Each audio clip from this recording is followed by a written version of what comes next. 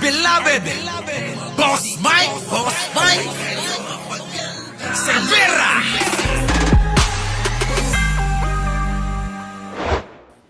Pinoy dahil sa Ito na mga kababayan. SOCMED post ni Alan Kay, ikinaalarma ng mga Pinoy. Kita nyo, ang daming na, mga na-depress, na-stress, maraming nangamba, natakot. Grabe mga kababayan, hindi ba nakukonsensya yung mga DDS? Ha? Hindi ba sila nakukonsensya? Ha? Melba? Oo, ha? Oo. Ewan ko. Bitos, Ispakada. Yan. Mga kababayan, naaawa na ho ako sa mga utu-utong mga DDS. Pinaniniwalaan ho nila. Kita nyo ho ito, ang mga nagpanik, mga DDS. Yung pong mga, mga kababayan, mga DDS, takot na takot din. Oo, PT, Marian Tomas, eto na. Oo. nagpanik ang mga Pinoy dahil sa pahayag na ipinost umano ng komedyanteng si Alan Kay. Sa naturang post kasi ay nanawagan umano ito na mag-imbak ng pagkain, tubig at solar power station dahil sa mga posibleng mangyari sa gitna ng krisis. Dagdag pa rito, pinaalalahanan rin nito ang publiko na maghanda ng kahoy at uling dahil anya, hindi natatagal ng isang buwan ang supply ng LPG sa bansa. Kita nyo, pati panggatong. Walastik, mga kababayan ko, tinakot nila. Kita nyo, wala kayong panluto. Pati panluto, mga kababayan, ha? Buti na lang kami, ano ba tawag doon? Naka-gas stove. Ay, hindi. Gas stove. Yung electric. Diba? Eto ho, mga kababayan, ang ginagawa ng kampo ni Sara Duterte. Magpakalat ng fake news, magpakalat ng pananakot, at talaga naman, sabay gagawin nila, yan, induction. Induction cooker pala yon, diba? Ngayon, mga kababayan ko, kung ganyan ng ganyan ho ang mangyayari, niloloko kayong mga DDS ng kampo ni Duterte. Paulit-ulit namin sinasabi nila Marbs yan. Diba? 168 pa lang daw yung nagla-like sa inyo. Ha? Kabagyan, kabagis, kaanakan. Ag-like kayo mo, tanod damot ti kwa. Ganas ko nga panayla sumauditoy. Mayet GT, Gati, sorry naman. Alam mo, sabi ni ni MC, alam mo Boss Mike, kahit anong gawin pa ng kampo ng Duterte, hindi na sila magtatagumpay pa. Si PBBM pa rin sa 2028 ang presidente. Walang eleksyong mangyayari. Mark my word. Talaga, grabe ka, MZ, ha? Matindi yung mga revelasyon mo rin, ha?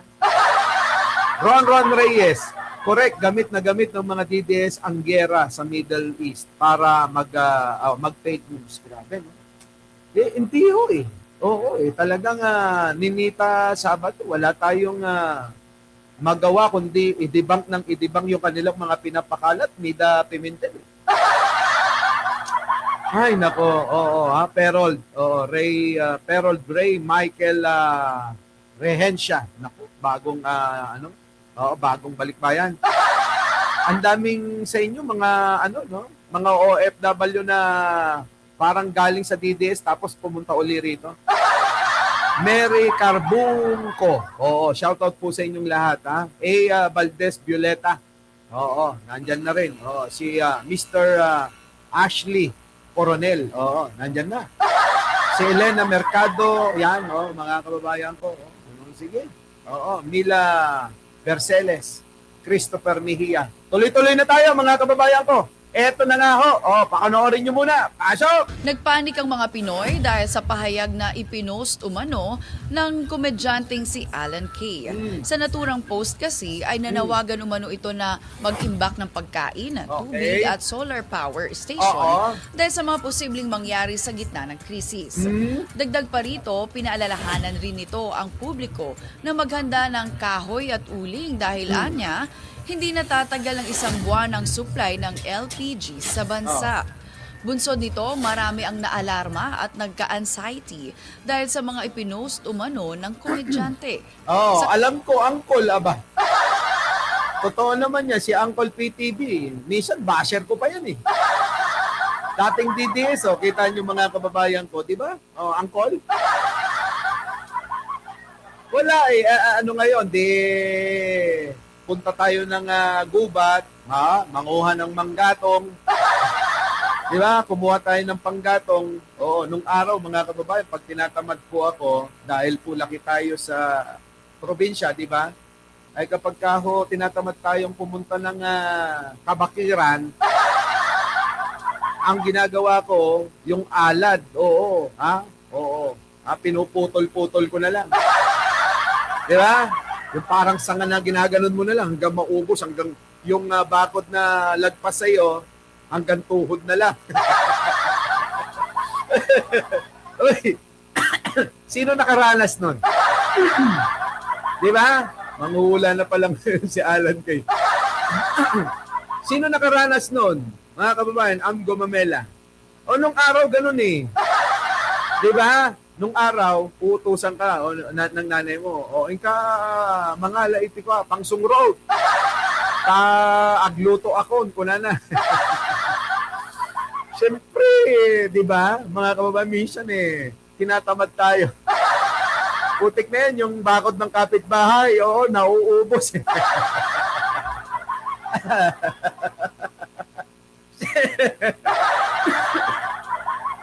Nauubo ko sa kalokohan natin nun, ano? Hindi totoo.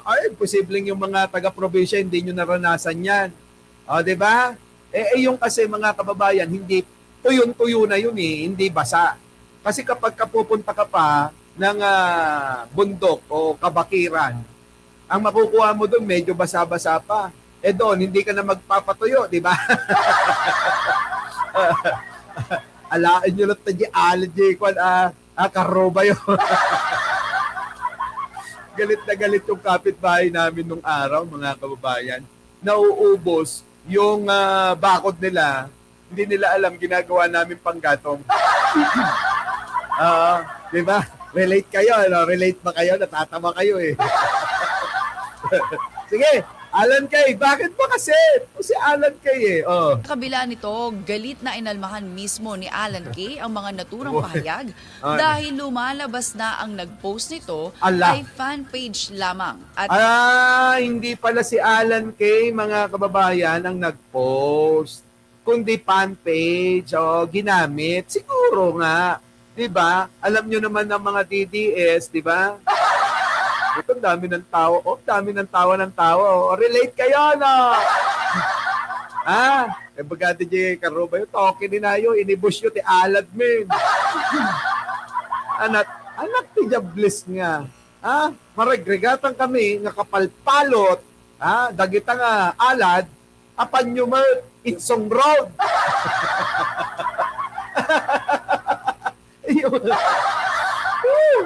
Diba, no? Sabi ng mga kapitbahay nyo, hirap na hirap kaming nagbaon dyan. Tapos, uubusin nyo lang panggatong. galit na galit, mga kababayan. Inosente, ayan Ligaspi, Inosente mga kababayan ko. Ito pa lang, si Alan Kay. Kung hindi, fan page. Alam nyo naman mga kababayan ang mga DDS, malaki talaga ang pondo nila kita nyo, para makapanira lang, para makapanakot. Malaking bagay kasi manakot, makapanira, para i-destabilize ang gobyerno. Yan po ay mga simple na pamamaraan para i-destabilize ang gobyerno. Tax takutin. O di ba nung araw, ano yung pananakot ng mga DDS, ha? Tiger 99? Ang pananakot nila ay Ian Russell Gakura, ang pananakot nila magkakagera pag hindi daw napalitan si Pangulong Bongbong. Mga kababayan, kita nyo, ayan na. Natapos na't lahat-lahat. Natapos na yung deadline nila mga kababayan na 2 taon. 2 taon nilang pababagsakin si Pangulong Bongbong. Pero 3 taon na mahigit, mag-4 na taon na si Pangulo, wala pa rin. So sa madaling salita, mga kababayan, wala na. Walang naniniwala sa mga Duterte, kundi yung mga ilang followers lang nila. At karamihan mga kababayan ng mga followers nila, yung pong mga mahilig sa social media. At alam nyo rin ang istorya, kung inyo pong babalikan, bago po magsara o matapos ang termino ni Digong, mga kababayan, ang mga vlogger noon, puro mga DDS lang. Nagsulputan ang mga katulad namin, katulad ko, na nagtatanggol kay Pangulo, noon pong binubugbog na nila ng ka-fake newsan sa yung paggamit ng droga. Ito po yung 3 taon nilang sinalsal. 3 taon sinalsal nila Roque, Maharlika at ng maraming DDS na nagdodroga daw si Pangulo at hanggang ngayon gamit-gamit pa rin ng mga DDS yung adik ang Pangulo. Na hindi naman nila napatunayan at lumabas nga ang katotohanan na peke yung kanilang ebidensya na ilalabas daw nila. Nakuha nyo mga kababayan ko, pero patuloy-tuloy pa rin nilang pinakakalat at pinaniniwalaan na adik ang Pangulo kahit pa peke yung ebidensya. Ganyan sila kamangmang. Hindi ko nila lahat kasi marami namang natauhan.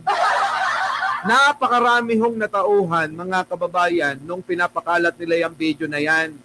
Alam nyo, mga kababayan, isa po ako sa nagsabi na yung video na yan ay noon pa nila sinisiksik sa mga vlogger. Di ba? Inutusan si Maharlika, lasunin ang isipan naming mga matitino, akala naman, madadala kami sa mga ganon. Nung panahon yan, mga kababayan, na medyo nagkakagulo pa sa Malacanang, kulang-kulang pa yung mga tauhan, hindi pa kompleto ang ASEC, USEC, kahit nga yung mga kababayan, yung si Vic Rodriguez, nagmamaktol nun.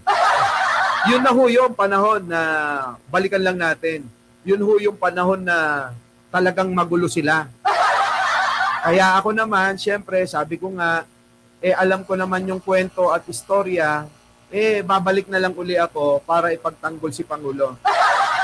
At tatandaan niyo mga kababayan, hindi naman sa pagyayabang, hindi naman sa pagmamalaki. Nung bumalik po ko, na kompleto ang solido na taga-suporta ni Pangulo.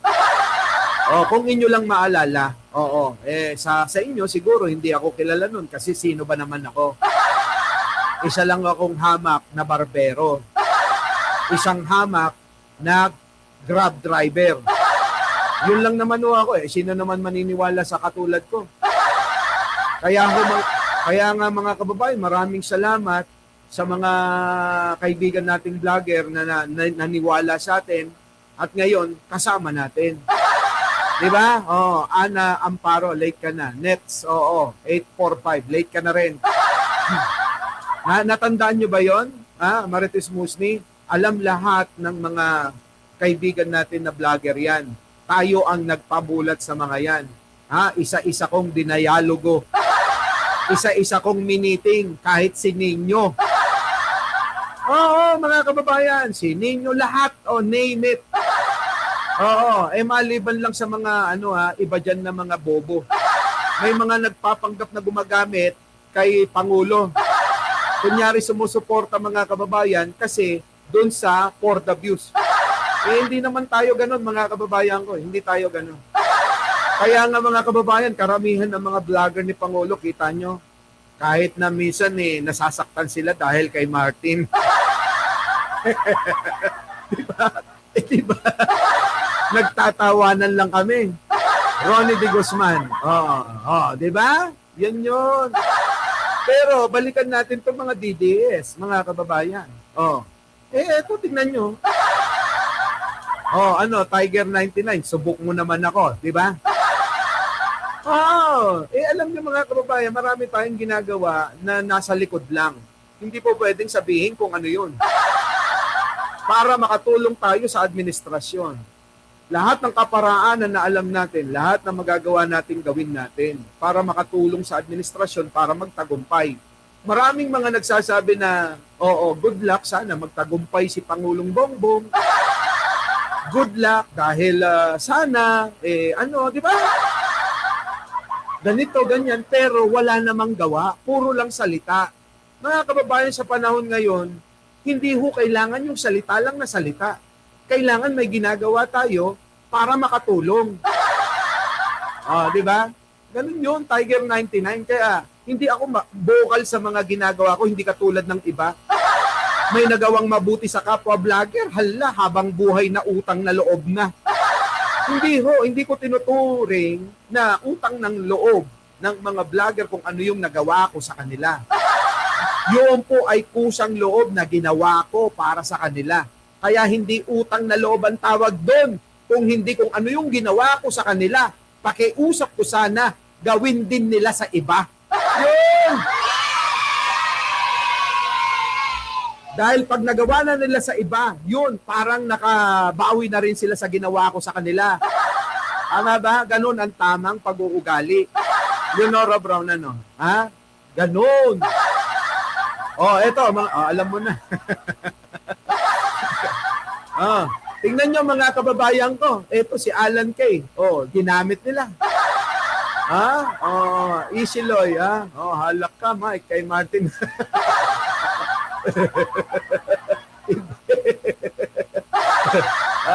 Di ba ka-aruba? Ano? Hindi natin kailangan ipagmalaki, ipagyabang. Ulitin ko lang yung ating ginagawa sa ating kapwa. Kung hindi, yun ay kusang loob kung ano yung magagawa natin para sa administrasyon, kay Pangulo, at sa mga kasamaan nating vlogger. Wala hong pinipili, maliit, malaki. Pantay-pantay dapat tayo eh. At lahat dapat kasama. Walang maiiwan kahit isa.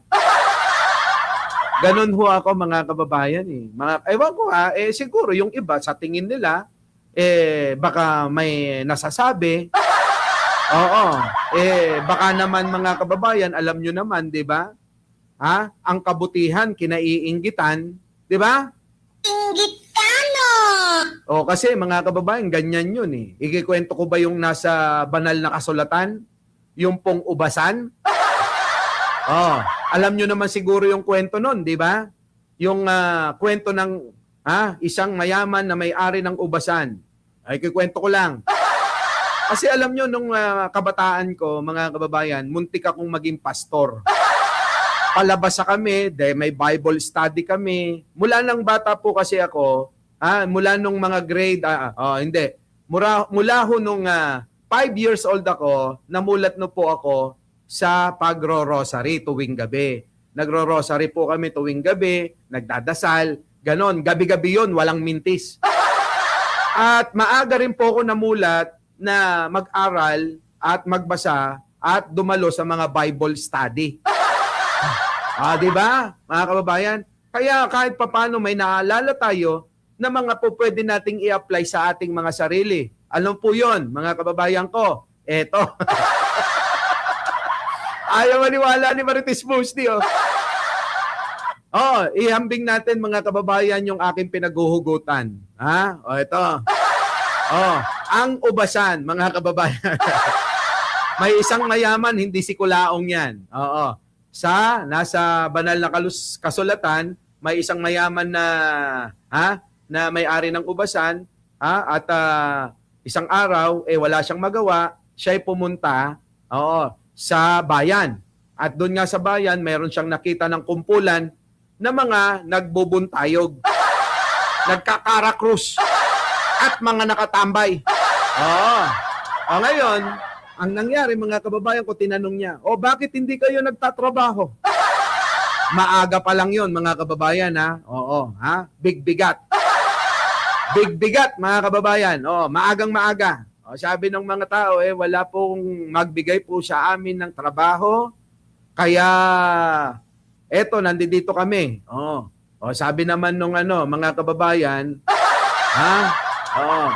sabi nung may-ari, sumama kayo sa akin at bibigyan ko kayo, at sasahuran ko kayo ng isang pilak. Ganon mga kababayan. Sumama naman yung mga tao. Ayun, nagtrabaho.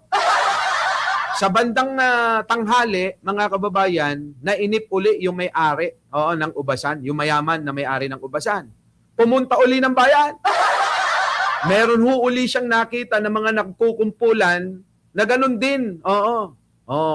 Tinanong niya uli, ganon din ang tanong, bakit hindi kayo nagtatrabaho? Bakit sinasayang niyo yung oras niyo? Wala po kasing magbigay sa amin ng trabaho. Ano nangyari, mga kababayan ko? Sumama kayo sa akin, ganun ali, mga kababayan ko.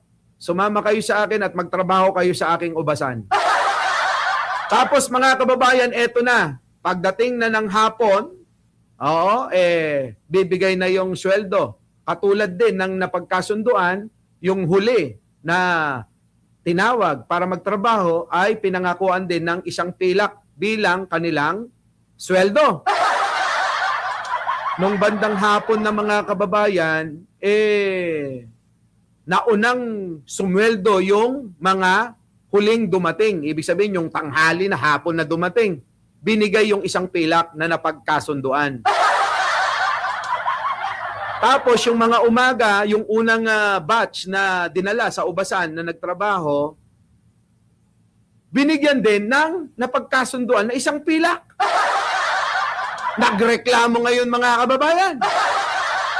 Diba? Nagreklamo. Sabi mga kababayan ko Bossing! Amo! Panginoon! Ganun kasi ang tawagan nung araw, no, mga kababayan? Bakit, parehas ng sweldo namin. Yung nagtrabaho lang ng maikling oras. Diba? Samantala, kami na mula umaga at hanggang hapon tinapos namin yung oras na napagkasunduan natin, iisang pilak din ang aming parehas lang sa kanila. Kita nyo mga kababayan ko. Ano sabi ng may-ari ng Ubasan? Di bagay tayo nagkasundo ng isang pilak lang yung inyong sasahurin. Binigay ko yung ating napagkasunduan. Ngayon, kini-question mo, Leonora Brown, thank you. Kini-question mo yung aking ginawa sa mga sumunod sa inyo? Diba? Sabi ng may-ari, hindi po maaari yun. Matagal po yung oras namin. Tapos parehas lang nga naman yung sweldo nila. Diba? Sabi ng may-ari, hindi yata tayo nagkakaintindihan o naiinggit ka lang sa aking kabutihan.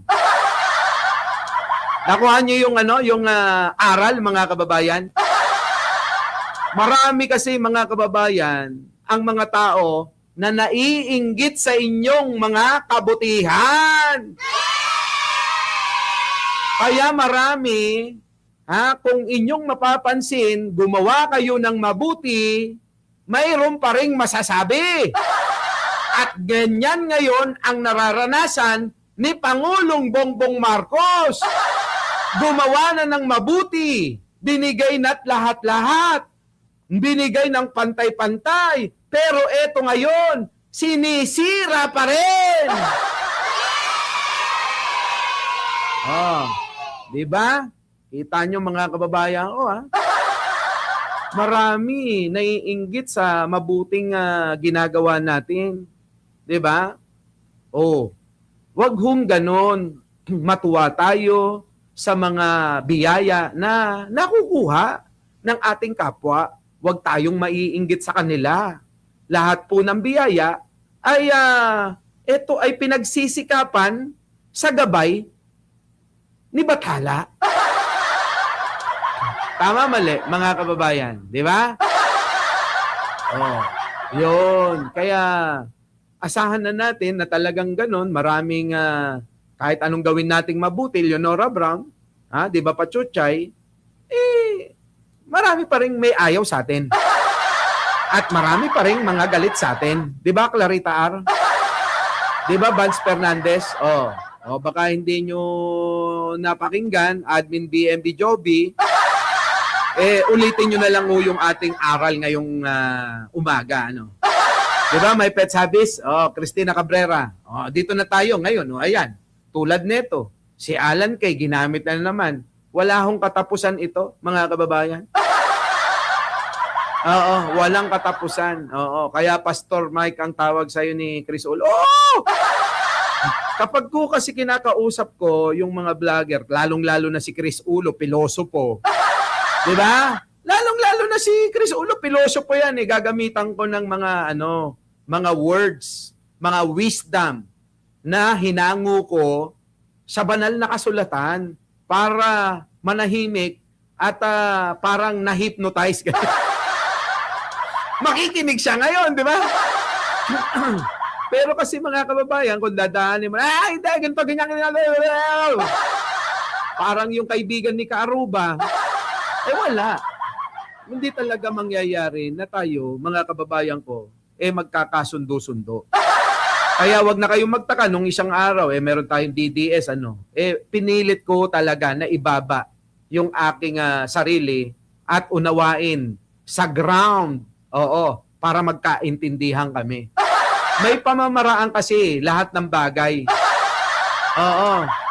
Kaya nga sabi ni Jen Angeles, nung bago-bago kami, nung pinapanood niya na ako sa pagbablog ko, kaya ka pala maraming nabubudol na babae.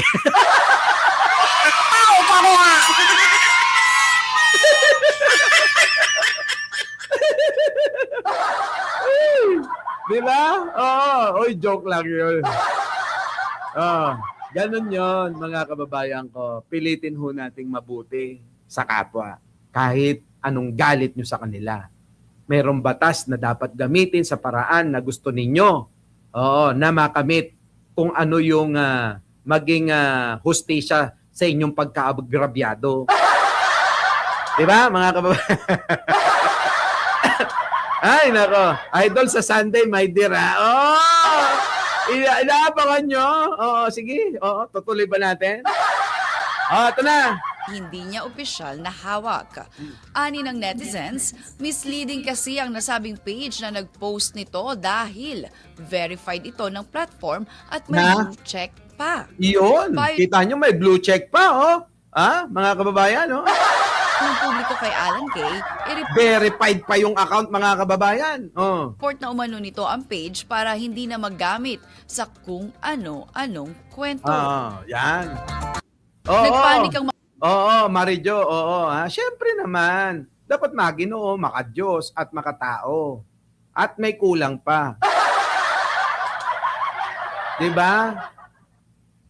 Medyo bastos. Pangit din naman, boring naman kasi. Diba? Boring, mga kababayan, Leticia Villamil, boring kapag mabait ka lang, mahinhin ka lang, diba? Makadiyos ka lang. Boring yan. Kailangan gayahin nyo si Jojo Chavez. Kunin nyo yung kanyang kalandian.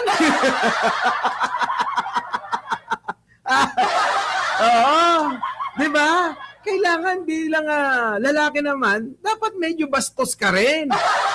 At pag babae, hindi lang pwedeng mabait mahinhin. Kailangan meron ding konting kalandian. Boring, mga kababayan. Maniwala kayo. Diba? Tama, mali. Yan yun, diba? Ngayon. Yan, kita nyo, mga kababayan ko, hayop na mga DDS na to. beloved Boss Mike Cervera.